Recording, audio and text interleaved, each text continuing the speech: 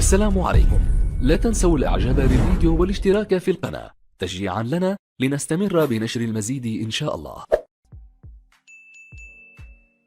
السلام عليكم ورحمة الله تعالى وبركاته. كالعادة كان قبل أن نقول لكم إلى ملخص مباراة ديربي الأندلس الذي سيكون ديربي حارق كالعادة كما عودنا بين إشبيلية وريال بيتيس. سأذكركم فقط بتشكيلة المباراتين. بالنسبة لإشبيلية في المرتبة العاشرة ب47 نقطة، يعني أمله بدت قليلة وضعيفة ضئيلة للغاية للتأهل لمركز أوروبي، لكن عينه على لقب الدوري الأوروبي لكي يتأهل للموسم المقبل لدوري أبطال أوروبا.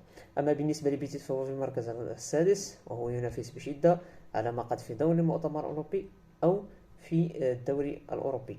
على العموم بالنسبة لتشكيلة إشبيلية: في الحراسة ديمتروفيتش، في الدفاع مونسيال، غوديلج، رقيق، تيلس، راكيتيتش، جايي، أوليفر توريس، لاميلا، بابو غوميز ورافا مير.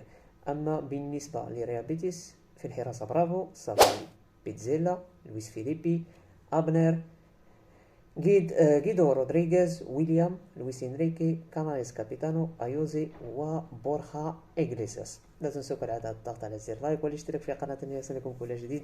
فرجة